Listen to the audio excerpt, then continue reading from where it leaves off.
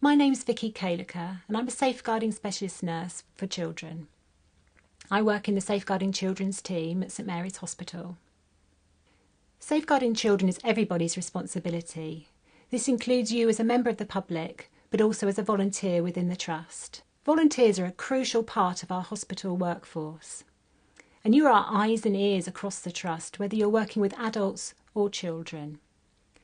Often you may be working in an area that's adult focused. Consider A&E.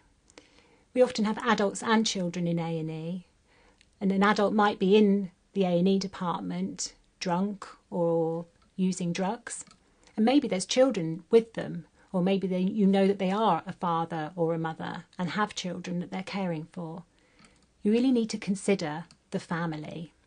Often a time when people notice children is in the reception area of the A&E department or other parts of the hospital, maybe outpatients. Often parents might be very stressed at that time. Maybe they're waiting for an appointment, maybe that appointment's late. Maybe they're shouting at the children. Maybe the children are crying and upset about how the parents are treating them. This might be a one-off, but actually it might be what this child is putting up with day in, day out. So consider that if you notice it and you're observing it, and maybe just talk to somebody more senior about what you've observed. The following slides will increase your awareness and understanding of child protection. Definition of a child. The legal definition of a child applies to all those under the age of 18 years. This is important because young people may be accessing adult health services and facilities, for example, sexual health. Another area to think about where adult patients and children are treated is the emergency department. Your responsibility. Safeguarding is everybody's business. However, your responsibilities vary according to your role, which may be a family member, friend, volunteer, care worker, professional, safeguarding professional or manager. Safeguarding and promoting the welfare of children depends on everyone. If you don't work directly with children, you will come into contact with them. All services must remain child-focused. Every child matters. Outcomes for children. In 2003, the government published the Green Paper, Every Child Matters. It was produced alongside the formal response to the report into the death of Victoria Climbié, the young girl who was horrifically abused and eventually killed by her great-aunt and the man with whom they lived. From this came the 5 Every Child Matters outcomes, which underpin all safeguarding work with children. Being healthy is not just about eating lots of fruit and drinking 8 glasses of water a day. It's about young people enjoying a healthy lifestyle and feeling good about themselves and having good enough emotional and mental health. Staying safe would include staying safe from maltreatment, neglect, violence and sexual exploitation. Safe from bullying and discrimination. Safe from crime and antisocial behaviours in and out of school.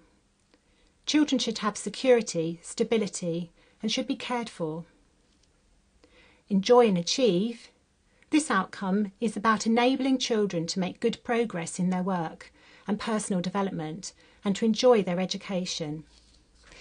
Positive contribution. This outcome is about a child's position in the community. Positive engagement with their local community. Engaging in law-abiding and positive behaviours in and out of school. To develop positive relationships and to choose not to bully or discriminate and to develop enterprising behaviours. To achieve economic well-being includes engaging in further education, employment or readiness for employment, living in decent homes and sustainable communities. To have access to transport and material goods and to live in households free from low incomes. Definition of physical abuse. Physical abuse may involve hitting, shaking, throwing, poisoning, burning or scolding. drowning, suffocating, or otherwise causing physical harm to a child, or failing to protect a child from that harm. Physical harm may also be caused when a parent or carer fabricates the symptoms of or deliberately induces illness in a child. 1 in 14 children in the UK will have suffered physical abuse. Definition of sexual abuse. Sexual abuse involves forcing or enticing a child or young person to take part in sexual activities, including prostitution, whether or not the child is aware of what is happening.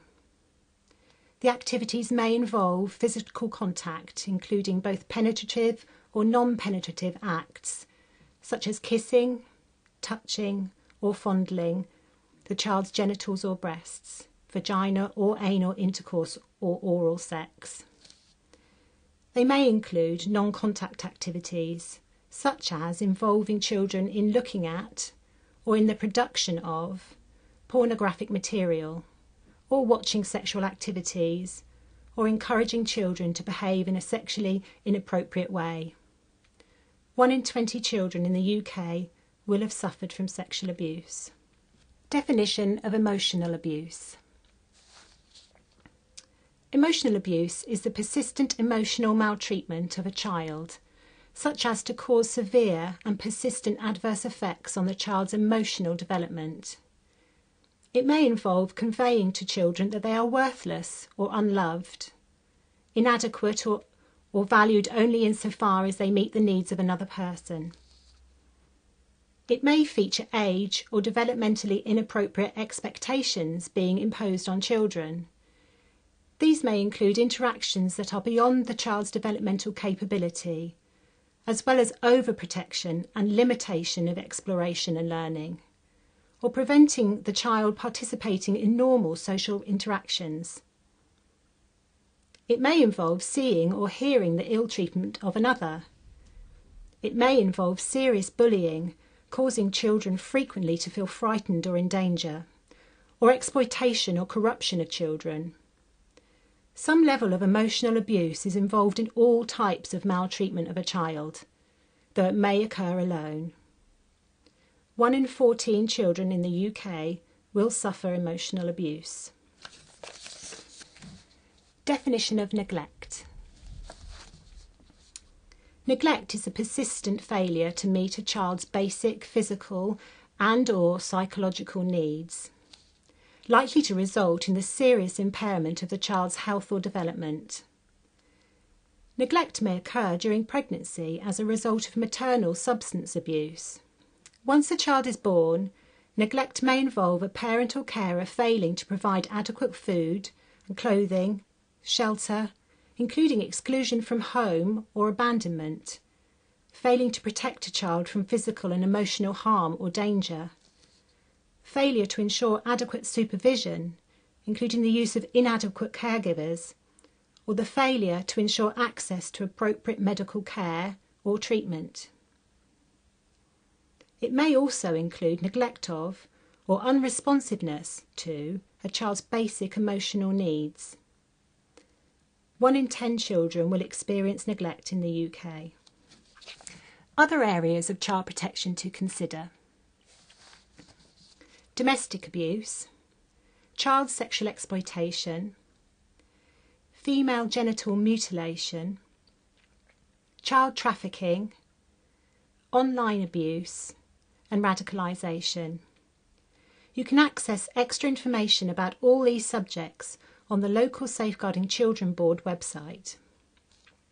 Free e-learning on the LSCB website.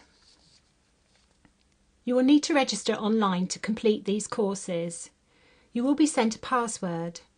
Please don't let this put you off. It is very simple to do and access.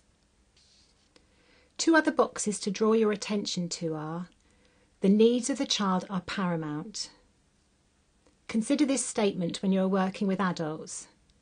Children's needs always trump that of the parents. The other box highlights the importance of listening to children. To listen to a child and share information must be our aim if child abuse is to be discovered and prevented. What to do if you're concerned about a child? Talk to a more senior member of staff and your volunteer coordinator. Call the Safeguarding Children team for advice. Call the Hants Direct number. They will ask you about details of the child, name and date of birth, etc. They will also want details of your concerns. This information may lead on to a social worker assessing the child's needs in more depth. What to do if a child's in immediate danger? Simply, if you think a child is in immediate danger, then call the police on 999. Often, a presentation like this can evoke some very strong emotional feelings for people. I would urge you to speak to someone that you trust if that's happened. Equally, it may have raised your concerns about a child that lives nearby, a next-door neighbour or somebody at school, the way you pick your children up. If this is the case, please don't hesitate to give us a call in the Safeguarding Children's office and we can help you with your concerns.